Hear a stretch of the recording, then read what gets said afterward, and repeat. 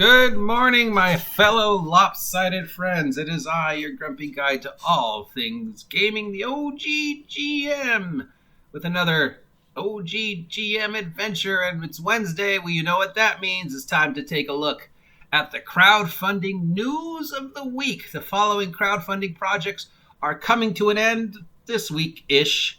So if any of these sound like something you want to support, it's not too late. Just go to Kickstarter or your favorite crowdfunding page and support them, or go over to your friendly local game store, Seth's Games and Anime here in Ventura, and ask them to look into it for you. Kickstarting is a great way to support a project that you are interested in, and they will usually send you free stuff. I got stickers, remember? And speaking of selling out, support me, Coca-Cola. I need a sponsor, and I will sell out.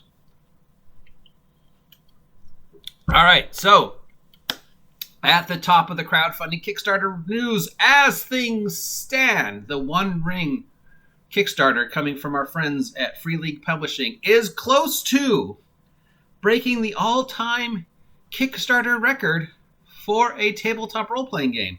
Currently, the record is held by, I thought it was Monty Cook, but apparently Matt Colville currently holds the record for the most money made for a Kickstarter. Now you're going to say, but what about Critical Role in the anime? Yeah, but that was an animated cartoon Kickstarter.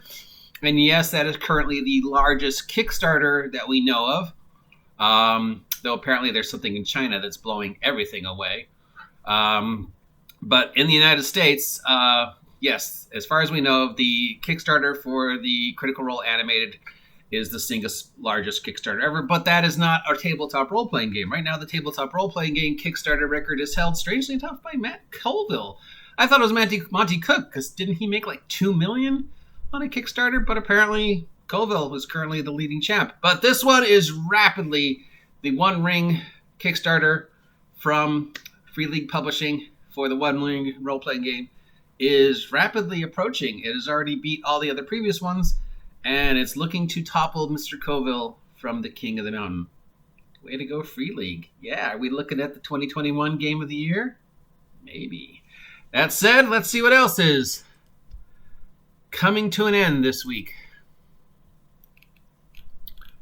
Okay, well, I just talked about it, but yes, the One Ring role-playing game, second edition from Free League Publishing, scheduled to end its Kickstarter the first week of March.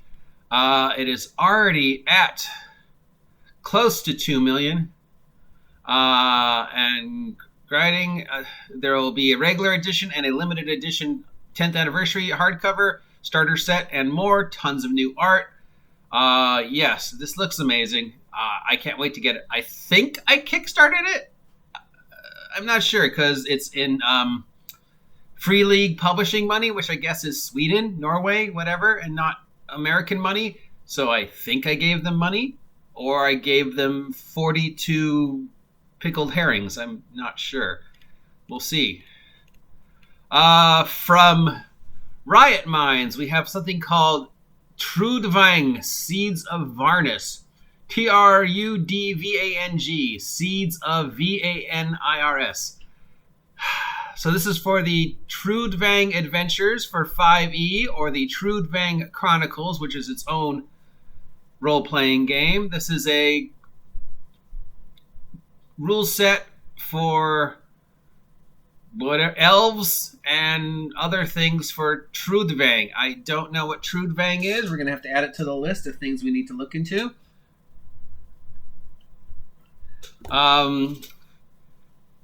That sounds European.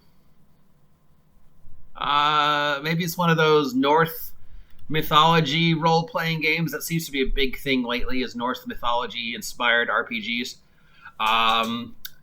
And as for the name Trudvang, well, you know, all the good names are taken, so it's got to be getting a lot harder to come up with names. So, you know, cherry-picking names from other cultures, other languages, or just made-up words. It's probably going to be the future for names of all product, not just D&D product, but just any product, because all the good names are taken. I mean, I suppose you could just name your product Bruce. Okay, from Arcane Media, AUKANA Media.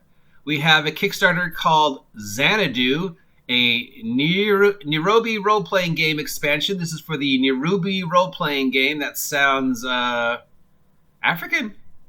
Xanadu is set in a space station. So I guess Xanadu Nairobi is a science fiction role-playing game. It was nominated for an Emmy Award last year. So yeah, if this is something that sounds interesting to you, if you're familiar with Naburu role-playing game, we'll have to put that down on the list. And so many things I don't know about. Wow, I am falling behind. How can I be your grumpy guide to all things gaming if I have no idea what's going on in the gaming market?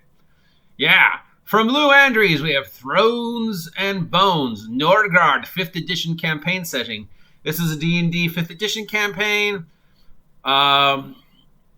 It's by the author of the Thrones and Bones trilogy, and he's adapting one of his books, Frostborn and North Mythology, to offer a 5e campaign.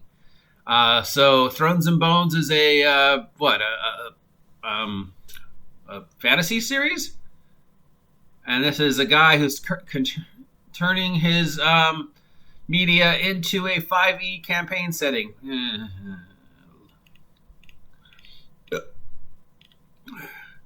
From Hanzor Publishing, we have the Gaia Complex, a game of flesh and wires. It's an original system. It's 100 years in the future. The world is ruled by an AI named Gaia and vampires. So cyberpunk vampires in a world ruled by an AI. So we got Terminator, Matrix, World of Darkness, cyberpunk, cyber vampires. Yeah. And you, I guess, are the people who are trying to set the world right. Cyberpunk vampires. I think I like it.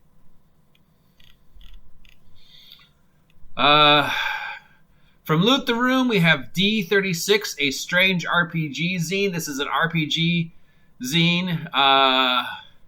It's a series of 36-page zine printed. OSR, system neutral content, each created by a different author. So we've got, adventures, stuff like that. So think Dragon Magazine. If you're not familiar with zines are small RPG-related content, usually no more than 20, 30 pages. Very, paper magazine stock. Often nothing more than just looks like it was printed out on your mom's printer. Usually small games or articles on games, if you're familiar, Dragon Magazine or Space Gamer, Fantasy Gamer Magazine, same kind of thing. Zines are getting huge. If there is a future for the D&D, for the role-playing world that is not controlled by Wizards of the Coast 5e, zines is probably it. For Battlefield Press, we have Book of the Oracle, a supplement for Agents of Gaia, Savage Worlds Adventure Edition, Dungeons & Dragons 5th Edition, and a Pathfinder Edition. Agents of Gaia takes place on the Isles of Greece. Consequences of what the ancient gods did, stuff like that. So you're looking for government agents that are investigating the effects of what Greek gods did and how it affects today. So, yeah, could be interesting. Sort of a Delta Green, but dealing with Greek mythology as opposed to horror. And from Destiny Media, we have another zine called I Remember When All This Was Trees. It's a LARP zine. So this is a LARP that offers something personal, fun, and magical. So yeah, so it's a LARP, live action role playing game, where you zines using LARP as the setting. Could be interesting. I don't know.